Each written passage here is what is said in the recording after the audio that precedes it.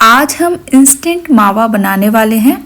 Instant मावा बनाने के लिए 2 से 3 चीज़ों की ज़रूरत है। यहाँ पर आपको दूध नहीं लेना है मावा बनाने के लिए। तो यहाँ पर आप देखेंगे कि मावा इस तरह से आप बनाकर घर में गुलाब जामुन या गुजिया गुंजे जो भी आप बना रहे हैं, तो इस तरह से मावा बनाकर आप ये सारी मिठाइयाँ बना सकते हैं। तो बहुत ही आसान सी रेसिपी है, ज़रूर देखिए। आप ये रेसिपी देखकर चौंक जाओगे कि इस तरह से भी मावा बनाया जा सकता है। तो यहाँ पर आपको 1 चम्मच देसी घी लेना है। बहुत ज़्यादा देसी घी नहीं लेना है, कोई भी और एक्स्ट्रा ऑयल हम यूज़ नहीं करेंगे, सिर्फ 1 चम्मच आपको देसी घी चाहिए। देसी घी नहीं है तो आप अनसॉल्टेड बटर का यूज़ कर सकते हैं। तो यहाँ पर हमने ले लिया है देसी घी। देसी घी को हमें करना है गरम। मैं इस वीडियो में कुछ ऐसी टिप्स भी आपको बताने वाली हूँ कि अगर आपके पास ये सामान नहीं भी है तो आप दूसरे सामान का यूज़ करके भी मावा आराम से बिना गैस के भी बना सकते हैं। तो ज़रूर इस रेसिपी को ट्राई करिए और बना के देखिए कि मावा आप बिना खरीदे भी बाहर से घर में आसानी से बना सकते हैं। अब देखिए देसी घी हो गया है बहुत तेज गरम। यहाँ पर हम डाल रहे हैं 1 चम्मच बेसन। अब बेसन को हमें अच्छे से रोस्ट कर लेना है गरम देसी घी के अंदर। आप देख सकते हैं कि गैस से हमने पैन को हटा दिया है।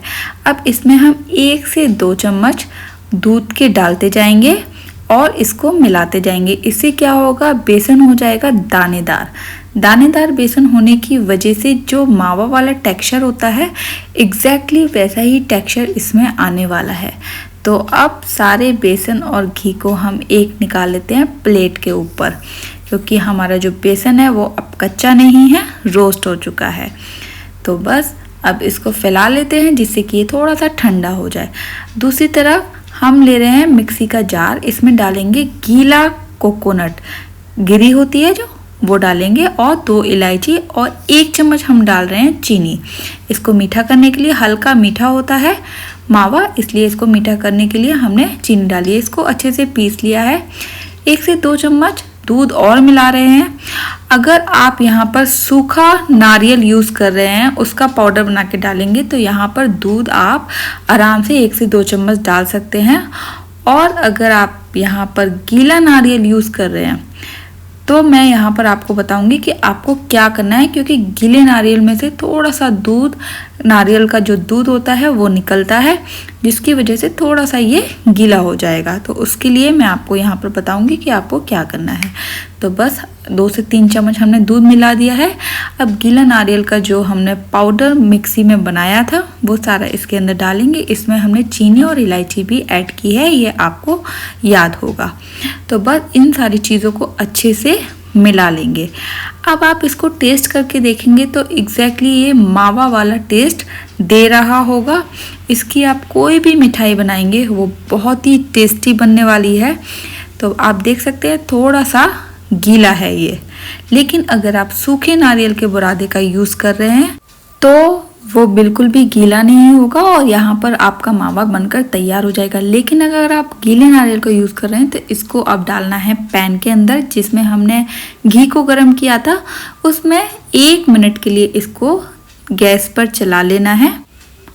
और जो टिप्स हम यहाँ पर देने वाले हैं वो ये है कि अगर आप बेसन का यूज़ नहीं करना चाहते हैं या नहीं कर रहे हैं तो आप भुने हुए चने को पीसकर मिक्सी में डालकर उसका पाउडर बना लेना है और उसको आप ठंडे घी में ही यूज़ कर सकते हैं। उसको गैस पर गर्म करने की ज़रूरत नहीं है। तो अब आप देख सकते हैं, तो अब इंस्टेंट मावा बनकर तैयार हो चुका है, जो कि हमने यहाँ पर कुछ ही सामान से बनाया है जैसा कि आपने देखा है। तो ये मावा आप कोई भी मिठाई बनाने के लिए, जैसे कि आप गुलाब जामुन बना रहे हैं या फिर गुजिया गुंजे या कोई भी फिलिंग वाली कोई भी चीज़ें बना रहे हैं, जैसे कि यहाँ पर मावा वाली कचौड़ियाँ भी बनती हैं, तो उस तरह से इस मावे को आप यूज़ कर सकते हैं। बहुत ही टेस्टी मावा है, एग्जैक्टली वैसा ही टेस्ट देता है जैसा कि बाहर का मावा होता है।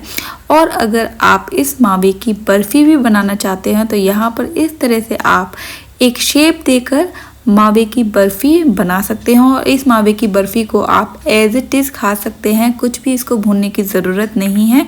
तो ये देख सकते हैं कि बर्फ़ी बहुत ही अच्छी बनी है।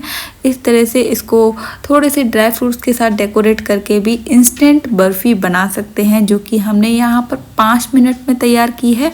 तो इस तरह से आप घर में कोई भी स्वीट बनाना चाहते हैं तो इसके साथ बना सकते हैं, या फिर इसको ऐसे ही मिठाई के तौर पे खा सकते हैं। तो ज़रूर इस रेसिपी को ट्राई कीजिए। अगर आपको मेरी रेसिपीज़ अच्छी लगती हैं तो प्लीज़ मेरे चैनल को लाइक, सब्सक्राइब और शेयर करना बिल्कुल ना भूलिए। और अभी इस मावा वाली रेसिपी को ज़रूर किचन में जाकर ट्राई कीजिए, बहुत ही अच्छी और यम्मी रेसिपी है। ज़रूर ट्राई कीजिए और मेरे कमेंट बॉक्स में जाकर ज़रूर एक कमेंट लिखिए कि आपको ये रेसिपी कैसी लगी।